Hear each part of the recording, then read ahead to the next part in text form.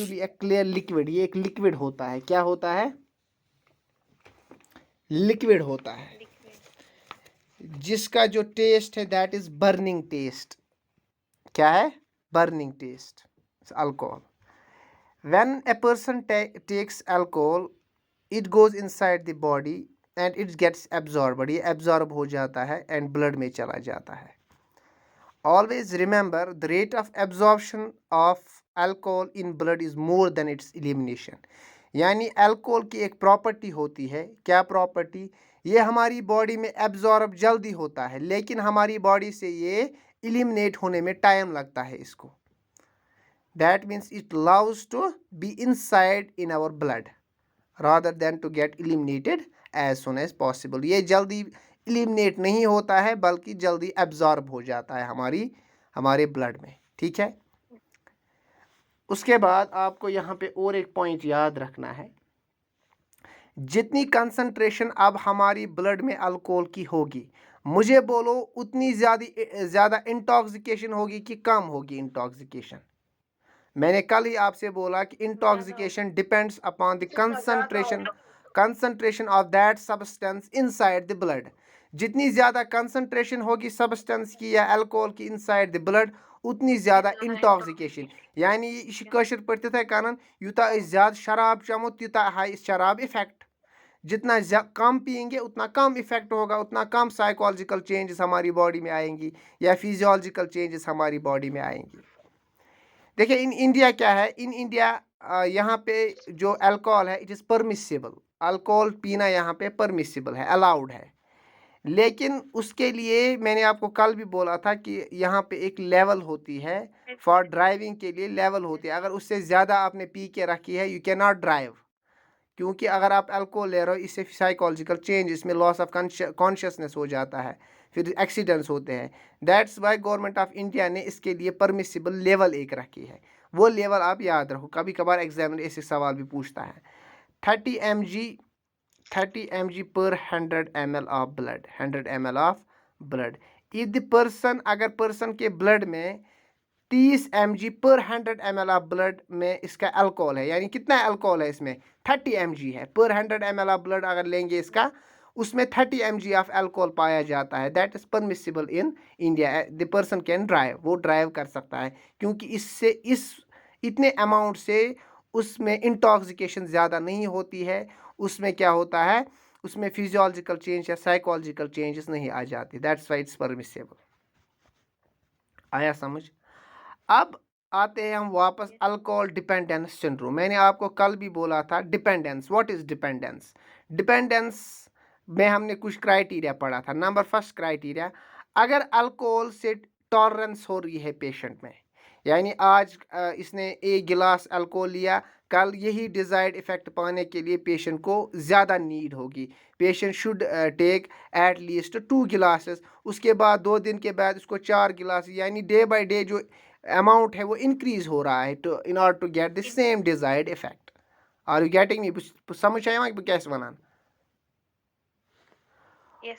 उसके बाद सेकंड जो क्राइटेरिया है for diagnosing of this disorder, that's alcohol dependence disorder. Number first tolerance, number second is craving, यानी patient को सिर्फ अल्कोहल में क्या है, मज़ा आ रहा है, क्रेविंग हो रही है, एमची तड़प आसा स्ट्रांग अर्ज हो जाती है, इस पेशेंट में आ जाती है, क्रेविंग कर रहा है फॉर अल्कोहल, और योर छांट दिवा मुझे कहीं ना कहीं ये अल्कोहल चाहिए। नंबर थर्ड क्या पढ़ा था, अगर पेशेंट इस चीज़ को छोड़ रहा है फॉर सम टाइम बीइंग, उसमें सिम्टम्स आएंगे, उन सिम्टम्स को हम बोलेंगे विड्रावल सिम्टम्स। नंबर थर्ड जो है, patient is much giving time, जो अपना पेशेंट जो है वो अपना ज़्यादातर वक्त किस में गुजार रहा है, शराब पीने में गुजार रहा है, और पेशेंट चाहता है कि मैं ये शराब पीना छोड़ दूं, but he is not able to do that. ये सब हमने पढ़ा, और इससे पेशेंट की डे टू डे एक्टिविटीज़ भी असर हो रही है, पेशेंट की फैमिली भी असर हो रही है, पेशेंट में जो आसपास की सोसाइटी है उस पर भी असर पड़ रहा है। तब जाके हम पेशेंट को डायग्नोस करते हैं विथ अल्कोहल डिपेंडेंस सिंड्रोम। यहाँ तक आया समझ? यहाँ तक आया समझ? Yes sir. चलिए जी, अल्कोहल डिपेंडेंस सिंड्रोम, हम पढ़ रहे हैं अल्कोहल डिपेंडेंस सिंड्रोम। अब यहाँ पे कुछ पॉइंट्स आपको याद रखने हैं। कितनी कंसंट्रेशन होनी चाहिए ब्लड में ऑफ अल्कोहल जिससे इंटॉक्सिकेशन होती है, दैट मीन्स जिससे फिजियोलॉजिकल और साइकोलॉजिकल चेंजेस एक पर्सन में आ सकते हैं। कंसंट्रेशन ये लिखो आप, कंसंट्रेशन ऑफ 100 to 150 mg पर 100 to 150 mg पर 100 ml ऑफ ब्लड। अगर पर्सन के ब्लड में अल्कोहल की कंसंट्रेशन 100 से लेकर 150 mg पर 100 ml ऑफ ब्लड, इतनी कंसंट्रेशन है अल्कोहल की, इट मे कॉज इंटॉक्सिकेशन, इससे पेशेंट को इंटॉक्सिकेशन होती है, यानी पेशेंट में फिजियोलॉजिकल, रिवर्सिबल फिजियोलॉजिकल और साइकोलॉजिकल चेंजेस आती है। आया यहाँ तक समझ? Number second, if the concentration of alcohol is 200 to 250 mg per 100 ml of blood, it is considered as toxic. अगर एक पर्सन, एक बंदे ने शराब पी है और उसके ब्लड में कितनी कंसंट्रेशन पाई जाती है शराब की, दैट इज 200 से लेकर 250 mg पर 100 ml of blood, that is considered as toxic, यानी उससे टॉक्सिसिटी हो जाती है। क्या हो जाती है? टॉक्सिसिटी हो जाती है, यानी इंटॉक्सिकेशन से ज़्यादा इफेक्ट होता है, दैट इज टॉक्सिसिटी। उसके बाद if the concentration is about 300 mg per 100 ml of blood, अगर पेशेंट के ब्लड 100 ml ऑफ ब्लड में कितनी कंसंट्रेशन है अल्कोहल की? 300 mg, patient level of consciousness decrease हो जाती है, लेवल ऑफ कॉन्शियसनेस डिक्रीज हो जाती है, patient becomes clouded of consciousness, यानी पेशेंट फुली कॉन्शियस नहीं रहता, तमिस पई आसा अपोर यपोर क्या गसान। आया समझ? ये भी क्वेश्चन पूछे जाते हैं। नंबर फोर्थ पॉइंट जो आपको याद रखना है, that is if the concentration is more than 500 mg पर 100 ml ऑफ ब्लड, अगर उसके 100 ml ऑफ ब्लड में कितनी अल्कोहल की कंसंट्रेशन है? More than 500, it is considered as fatal, इसको हम फैटल कंसिडर करते हैं। क्या करते हैं? फैटल। एंड इतनी कंसंट्रेशन अगर पर्सन के ब्लड में है, उससे क्या होता है? उससे डेथ, आवाज नहीं आ रही, उससे डेथ भी हो सकती है। आ रही है आवाज अब? नो सर, अभी नहीं आ रही है सर अब आ रही है। ये पॉइंट समझ रहा हूँ। इफ अगर पर्सन के 100 ml ऑफ ब्लड में कंसंट्रेशन ऑफ अल्कोहल है more than 500 ml, that is considered as fatal, यानी ये फैटल होती है, यानी तेल वना शराब चमुत और इसकी डेथ भी हो सकती है अगर इतनी कंसंट्रेशन, अगर इतनी शराब पेशेंट ने पी होगी। चलिए जी आगे। अब if the patient becomes alcohol dependent, अब पेशेंट को अल्कोहल डिपेंडेंस हो गई, यानी पेशेंट को डायग्नोस हमने किया alcohol dependence syndrome on the basis of criteria जो हमने पढ़ा, ठीक है। अब अल्कोहल डिपेंडेंस सिंड्रोम से दो तरह की बीमारियां इसमें आ सकती है। वन उनको हम बोलेंगे मेडिकल कॉम्प्लिकेशंस या medical disorders of alcohol dependence syndrome.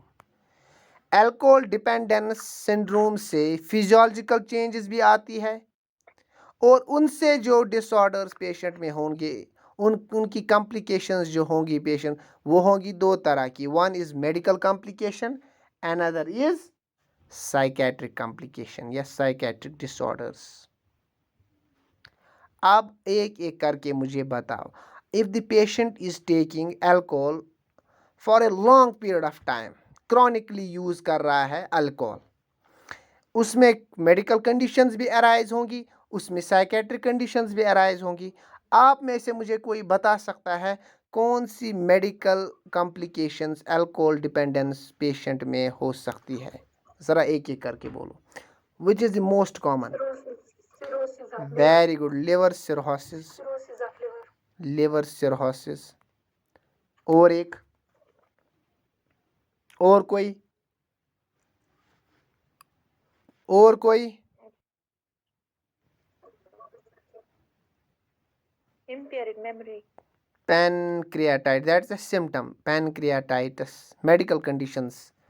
Pancreatitis, pancreatitis का जो मोस्ट कॉमन काज है ना, दैट्स अल्कोहल। और कोई? गैस्ट्राइटिस। और कोई काज, और कोई complication? cardiac complications, very good, cardiac complications. और कोई? renal, और इसमें इस अल्कोहल की वजह से डिफिशिएंसी हो जाती है एक विटामिन की, दैट इज थायामीन। ये क्वेश्चन पूछा जाता है, क्रॉनिक अल्कोहल यूज से डिफिशिएंसी हो जाती है किस वाले विटामिन की? That is thiamine. ये कौन सा विटामिन है? Vitamin, very good, vitamin B1। B1, इससे एक कंडीशन अराइज होती है, वो हम आगे पढ़ेंगे, ठीक है? Thiamine deficiency. और इससे क्या होता है? पेरिफेरल न्यूरोपैथी हो जाती है, पेरिफेरल न्यूरोपैथी। ये भी एक मेडिकल कंडीशन है। और कोई मेडिकल कंडीशन? इससे अगर if the pregnant lady is taking alcohol during the pregnancy, उससे फीटस को डैमेज होता है और उससे एक डिसऑर्डर होता है, उसको हम बोलते हैं foetal alcohol syndrome. Foetal alcohol syndrome. मैं बोल रहा if the pregnant lady is taking alcohol during the pregnancy, उससे फीटस अफेक्ट होता है, that will lead to a condition जिसको हम क्या बोलते हैं? Foetal alcohol syndrome. आया समझ? आया समझ यहाँ तक? yes sir, यहाँ तक समझ आया? what are the psychiatric complications due to alcohol? Bags मज हो किस बेग अगी से किस मज हुतीस चेंज है आप psychiatric complications which are more important. Psychiatric complications, what are the psychiatric complications that occur due to alcohol dependence syndrome? 4 तरह की साइकेट्रिक कॉम्प्लिकेशंस होती है अल्कोहल डिपेंडेंस सिंड्रोम से, ये आपको यहाँ पे याद रखना है। Number first is acute intoxication, acute alcohol intoxication. Number second is withdrawal syndrome, withdrawal syndrome, alcohol withdrawal syndrome. कितने हो गए? 2। disorder, कितने हो गए? 2 sir, क्या क्या? acute alcohol intoxication and withdrawal syndrome, very good. Number third is alcohol induced amnestic disorders, amnestic disorders. Number 4 is alcohol induced psychiatric disorders, psychiatric disorders. फिर से मैं रिपीट करता हूँ, हम पढ़ रहे हैं अल्कोहल डिपेंडेंस सिंड्रोम से कौन कौन सी कॉम्प्लिकेशंस अराइज हो सकती है। हमने 2 कंडीशंस पढ़ी, 1 मेडिकल कंडीशंस, उसमें हमने क्या क्या पढ़ा? पैनक्रियाटाइटिस, लिवर सिरोसिस, ये गैस्ट्राइटिस, ये सब बहुत सारी कंडीशंस होती है, हमने इंपॉर्टेंट पढ़ी। उसके बाद मैंने बोला साइकेट्रिक कॉम्प्लिकेशंस कौन सी हो सकती है दैट में arise due to the alcohol dependence syndrome. उसमें हमने पढ़ा first one, that was acute alcohol intoxication. Number second पढ़ा हमने विड्रॉवल सिंड्रोम। नंबर थर्ड हमने पढ़ा alcohol induced amnestic disorders. Number 4 alcohol induced psychiatric disorders. मुझे बोलो इससे सोशल प्रॉब्लम भी होती है ना? ज़रा मुझे बोलो, अल्कोहल डिपेंडेंट, अल्कोहल से कौन कौन से जो अल्कोहलिज्म होते हैं ना, अल्कोहलिक पेशेंट्स, उनसे क्या क्या सोशल ये डिसऑर्डर्स हो सकते हैं, क्या क्या सोसाइटी में क्या क्या असर पड़ सकता है, ज़रा बोलो। Very good, anti social behaviour, number first. Number second, marital disharmony, marital problems, तमिस रोज़ खानदारी घर कहीं रोज सुलाय तमिस दुहै, दैट मीन्स मैरिटल प्रॉब्लम्स भी हो सकती है। हो गए दो। थर्ड वन, तुम छो ना दिमाग दिवान जोर। Accidents. क्यों होंगे एक्सीडेंट, जरा बोलो। Due to intoxication. Very good, due to intoxication patient में lose level of consciousness, so मत खबर कतिहान accident, it's also a social evil. Number third, patient में गेट द फाइनेंशियल प्रॉब्लम्स, क्योंकि पेशेंट जो है वो अपना सारा वक्त किस में डाल रहा है, शराब पीने में। सो करा कह कर, जिसकी वजह से ऑक्यूपेशनल भी प्रॉब्लम्स होंगे along with the financial problems. Number fifth is criminality, patient criminal बन जाएगा। इस अल्कोहल को पाने के लिए पेशेंट किसी को मार भी सकता है, झूठ भी बोलता है, पेशेंट चोरी भी करता है, यानी क्रिमिनलिटी आ जाती है। These are the social complications that may occur due to this alcohol dependence syndrome. अब हम पढ़ेंगे इसमें main, that is psychiatric complications क्या हो सकती है। उसमें हमने पढ़ा पहले, that is acute intoxication, acute intoxication. अब आपसे मैं एक सवाल पूछता हूँ, मुझे बोलो, at what concentration of alcohol in the blood may lead to intoxication?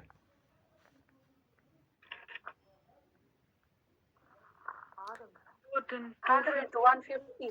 Very good, 100 to 150 mg पर 100 ml। मैंने पहले ही बोला, इफ 100 ml ऑफ ब्लड में कितनी कंसंट्रेशन है अल्कोहल की, 100 से लेकर 150 तक, it will lead to intoxication of alcohol intoxication, that is acute intoxication। आया समझ, आया समझ। नंबर फर्स्ट इसमें आपको पॉइंट याद रखना है। नंबर सेकंड आपको इसमें पॉइंट याद रखना है। अब मुझे बोलो, कौन कौन सी चेंजेस आती है एक पेशेंट में ड्यू टू दिस इंटॉक्सिकेशन। अब यहाँ पे आपको सिम्टम्स याद रखने हैं, सिम्टम्स आपको यहाँ पे याद रखने हैं। कौन से सिम्टम्स आते हैं due to this intoxication. Number first is unsteady gait, unsteady gait. Gait क्या है, यानी पेशेंट जो है वो अपने पोस्चर को, अपने गेट को बाज़ाब्ता कोऑर्डिनेशन में नहीं रख पाता, सुच और यूर आसा पकान, गिर जाता है, उठता है, उसका पोस्चर जो है, उसका जो गेट है वो एबनॉर्मल हो जाता है। Number first point. Number second point, impaired attention, impaired attention, patient की जो अटेंशन है उसमें ऑल्ट्रेशन आ जाती है। There occurs incoordination, incoordination, incoordination, incoordination हो जाता है। Number fourth is, that is memory disturbance, patient को पूरा मेमोराइजेशन नहीं होता है चीज़ों का, वो मेमोराइज नहीं कर पाता है। Number fourth is mood lability. What is mood lability? Anybody? Mood lability means इसके जो मूड से इमोशंस है ना वो कंटिन्यूसली शिफ्ट होते जाते हैं, इसके मूड चेंजेस हो जाते हैं, दैट्स मूड लेबाइलिटी। अब एक्यूट इंटॉक्सिकेशन कैसे पता चलेगा पेशेंट इंटॉक्सिकेट हुआ है with the alcohol. Number first symptom is unsteady gait, number second is impaired attention, number third is, Incoordination. number fourth is, Memory disturbance. number fifth is, Mood liability. Very good, these are the common symptoms जिससे हमें पता, और किसे confirm किसे हो जाएगा, जब हम पेशेंट की जो ब्लड में अल्कोहल की कंसंट्रेशन देखेंगे, कितनी कंसंट्रेशन होनी चाहिए, 100 से 150 अगर कंसंट्रेशन है, patient becomes intoxicated with this. आया समझ, आया समझ। अब आप में से कोई मुझे बोलेगा ये जो अल्कोहल है इससे ये सिम्टम्स क्यों आ जाते हैं? ज़रा ज़रा मुझे बोलो, एनीबडी? तुहद काला। देखिए जो अल्कोहल होता है ना, अल्कोहल एक्चुअली अल्कोहल में जो कंपोजिशन होती है दैट्स इथेनॉल। क्या है ये? इथेनॉल, इथेनॉल होता है। ये इथेनॉल जो है, is it A CNS depressant और CNS स्टिमुलेंट? Very good. देखिए हमारे ब्रेन में सर्टन केमिकल मैसेंजर्स होते हैं जिनको हम न्यूरोट्रांसमीटर्स बोलते हैं। ये न्यूरोट्रांसमीटर्स दो प्रकार के होते हैं। नंबर फर्स्ट जिनको हम इनहिबिटरी बोलते हैं एंड एक्साइटरी न्यूरोट्रांसमीटर्स। ये न्यूरोट्रांसमीटर्स जो होते हैं ये दो टाइप्स के होते हैं न्यूरोट्रांसमीटर्स, इनहिबिटरी न्यूरोट्रांसमीटर्स और एक्साइटरी न्यूरोट्रांसमीटर्स। इनहिबिटरी न्यूरोट्रांसमीटर्स का काम होता है हमारे ब्रेन के फंक्शन को, उसकी फायरिंग को, एक्साइटरी फंक्शन को कम करना, इनहिबिट करना। वायरस एक्साइटरी न्यूरोट्रांसमीटर्स का काम होता है हमारे ब्रेन के फंक्शंस को ज़्यादा से ज़्यादा फास्ट करना।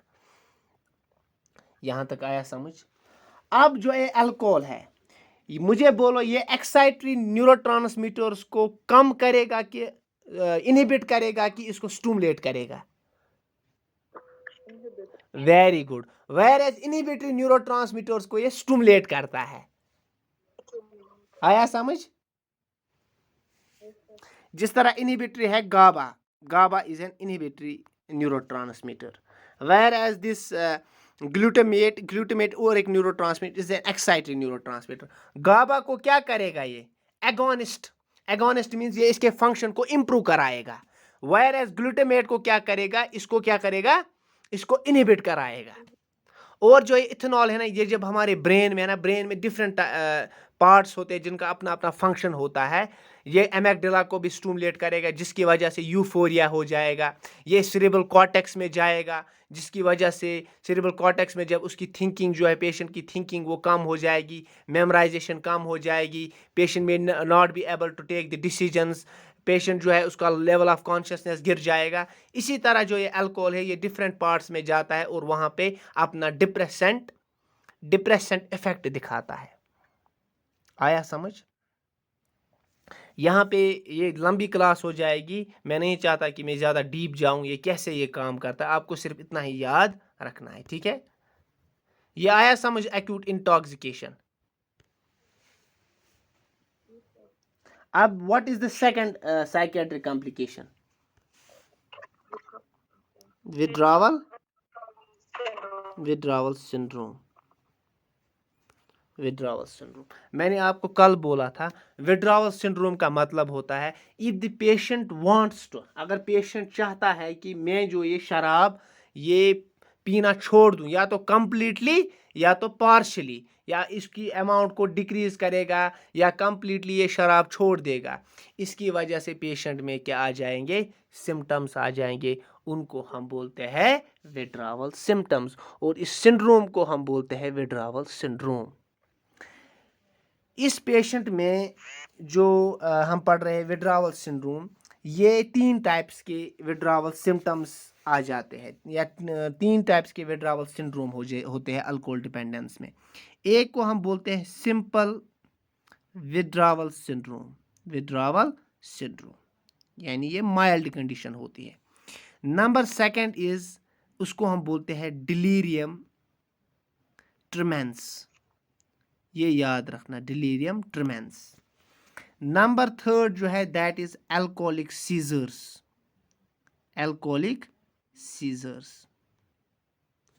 ये 3 टाइप्स होते हैं अल्कोहल सिंड्रोम में, यानी जब पेशेंट शराब की अमाउंट को कम करता है या उसको कंप्लीटली छोड़ता है, इसकी वजह से पेशेंट में 3 टाइप्स ऑफ सिंड्रोम्स होते हैं। One is simple withdrawal syndrome, delirium tremens and alcoholic seizures. अब हम इनको एक एक करके पढ़ेंगे, ठीक है?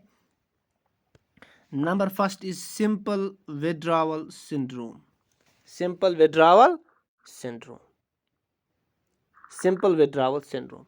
अब जो ये सिंपल विड्रॉवल सिंड्रोम है, इसमें कौन कौन से सिम्टम्स पेशेंट को आते हैं? ये सिंड्रोम तब पेशेंट में होता है जब पेशेंट थोड़ा सा अमाउंट, अल्कोहल का अमाउंट कम करेगा। फॉर 1 to 2 days, जिसकी वजह से पेशेंट में ये सिम्टम्स आ जाते हैं, जिसको हम बोलते हैं सिंपल विड्रावल सिंड्रोम या सिंपल विड्रावल सिम्टम्स। क्या क्या सिम्टम्स आते हैं पेशेंट में जब ये शराब छोड़ता है? That is mild tremors. Mild tremors, mild tremors यानी ट्रिमर जो है या mild tremors, this is considered as the most common symptom of withdrawal syndrome. Yeah, if the examiner asks you most common withdrawal symptom कौन सा है alcohol dependence syndrome में, that is mild tremors। ये point याद रखो। Number 2 patient में nausea vomiting हो जाता है। नंबर 3 पेशेंट में एंजाइटी हो जाती है। नंबर 4 पेशेंट में वीकनेस आ जाती है। छिछोरे देखिए किसी ने मूवी, छिछोरे में वो जो चेस खेलता है ना, तमिस क्या नाव तथ मज, वो जब शराब बहुत ज़्यादा पीता है फिर वो छोड़ता है, उसमें हो जाता है दिस विड्रावल सिम्टम्स। पहले उसमें सिंपल विड्रावल सिम्टम्स आ जाते हैं, लाइक हैंड ट्रिमर्स हो जाते हैं, उसमें नौशिया हो जाता है, वोमिटिंग हो जाता है, जिसकी वजह से उसको एडमिट करना पड़ता है। एंजाइटी, इरिटेबल हो जाता है, इंसोम्निया, उसको नींद नहीं आती। These are the simple withdrawal symptoms. What are simple withdrawal symptoms? mild tremors, nausea, vomiting, anxiety, irritability, weakness and insomnia. Second complication is withdrawal complication is that is delirium tremens. Delirium tremens. Examiner आपसे पूछता है delirium ट्रिमेंस क्या है? Is it an acute intoxication symptom? Is it a withdrawal symptom? Is it a severest withdrawal symptom? Or is it a alcohol-induced amniotic syndrome? You will write this is the severest क्या? Withdrawal syndrome. This delirium tremens is the most common severe withdrawal symptom और syndrome. ये एक medical emergency है। Delirium tremens is a medical emergency. If the patient is having delirium tremens, he should be admitted immediately in the hospital. It's a medical emergency. ये कब होती है? Delirium tremens कब होता है एक पेशेंट को? It occurs 2 to 4 days after abstinence means complete छोड़ना, शराब completely छोड़ना from heavy alcohol। अगर पेशेंट हेवी योज 2-3 बोतल चवान, अगर नहीं ये टोटल चाहिए बोतल कहें, 2 to 3 days के बाद, इससे पहले पेशेंट को पहले कौन से सिम्टम आएंगे? Simple withdrawal symptom. लेकिन 2 to 3 days के बाद अगर इन 4 दोन चोन इन शराब टोटल कहें, इसमें कौन से सिम्टम्स आएंगे? डिलीरियम ट्रिमेंस आ जाएगा due to complete abstinence from the heavy alcohol. लेकिन ये जो डिलीरियम ट्रिमेंस के जो सिम्टम्स होते हैं ना, ये शॉर्ट होते हैं, इन ज़्यादा टाइमस रोज़ा शॉर्ट हो जाते हैं एंड जो रिकवरी हो जाती है, recovery occurs within 3 to 7 days। यानी आज इसमें डिलीरियम ट्रिमेंस चल रहा है, ये सिम्टम्स आ रहे हैं, ये शॉर्टली रहते हैं, 3 to 7 days के बाद ये फिर से पेशेंट रिकवर हो जाएगा। लेकिन इसमें बहुत ख़तरनाक सिम्टम्स आते हैं। What are those symptoms? Delirium tremens को कैसे हम जानेंगे कि पेशेंट में डिलीरियम ट्रिमेंस हुआ है? इसके लिए कुछ कैरेक्टरिस्टिक फीचर्स है। Number 1 is clouded consciousness. Patient loses his level of consciousness. First point, अगर ये पेशेंट में ये सिम्टम है। Number 2 is disorientation. What is disorientation? Patient is not aware about his surrounding, he is not aware about time, place and person। कितने symptom हो गए delirium ट्रिमेंस के? क्या क्या? डिलीरियम ट्रिमेंस है क्या? ये एक विड्रावल सिंड्रोम है और सीवियर विड्रावल सिंड्रोम है, जिसको कैरेक्टराइज करते हैं। कैसे पता चलेगा पेशेंट में डिलीरियम ट्रिमेंस है? Number 1 symptom clouded of consciousness. Number 2 is disorientation. Number 3 is hallucination। Patient में hallucination हो जाते हैं। कौन सा हेलुसिनेशन हो जाता है? या तो विजुअल हेलुसिनेशन होता है या टैक्टाइल हेलुसिनेशन हो जाता है। हो गए 3 symptoms. Number 4 symptom that is psychomotor agitation. Patient जो है ये वायलेंट हो जाएगा, एजिटेटेड हो जाएगा, साइकोमोटर एजिटेशन हो जाती है। Number 4 shouting. पेशेंट जो है इसे जोर से दिवान क्रैक दिवान। नंबर 5 जो है दैट इज ट्रिमर्स। इसमें ट्रिमर्स हो जाते हैं, हैंड और लेग्स में इसके ट्रिमर्स हो जाते हैं। और स्वेटिंग ज़्यादा हो जाती है, पेशेंट को स्वेटिंग होती है बहुत ज़्यादा। और पेशेंट को टैकीकार्डिया होता है। क्या होता है? टैकीकार्डिया होता है। और पेशेंट में क्या आ जाता है? कार्डियोवैस्कुलर कोलैप्स हो जाता है। Cardiovascular collapse. इस कार्डियोवैस्कुलर कोलैप्स की वजह से पेशेंट को जो है डेथ हो सकती है। डेथ के चांसेस बहुत ज़्यादा होते हैं, क्योंकि इसका ब्लड प्रेशर भी राइज हो जाता है, टैकीकार्डिया भी हो जाता है, इसके जो लिवर के एंजाइम्स वो भी इंक्रीज हो जाते हैं। And these are the factors that characterises a patient for delirium tremens. Delirium tremens कब आ जाते हैं? कब आ जाता है?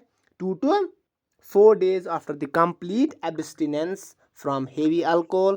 लेकिन ये शॉर्ट ही में रहते हैं, 3 to 7 days के बाद ये ठीक हो जाता है। कौन से कैरेक्टरिस्टिक फीचर्स है इसमें? 1 is cloudiness of consciousness, disorientation हो जाता है, ट्रिमर्स आ जाते हैं हैंड में, और क्या हो जाता है? विविड हेलुसिनेशन आ जाता है या टैक्टाइल हेलुसिनेशन, शाउट करता है पेशेंट, पेशेंट की sweating, tachycardia and cardiovascular collapse की वजह से पेशेंट को डेथ हो सकती है। ये आया समझ? ये आया समझ? व्हाट इज द थर्ड क्या है? थर्ड क्या है? अल्कोहलिक के complication, withdrawal complications, withdrawal syndrome, alcoholic seizure, alcoholic seizure. What is alcoholic seizure? Seizure आपको पता ही है, सीजर का मतलब होता है इसको हम बोलते हैं, इस टाइप ऑफ अल्कोहलिक सीजर को हम बोलते हैं रम फिट्स। यानी जो seizure rum is a brand of alcohol, ये अल्कोहल का ब्रांड है, इसको रम फिट इसीलिए बोलते हैं। यानी जो seizure rum is a brand of alcohol, ये अल्कोहल का ब्रांड है, इसको रम फिट इसीलिए बोलते हैं। यानी इसमें जनरलाइज्ड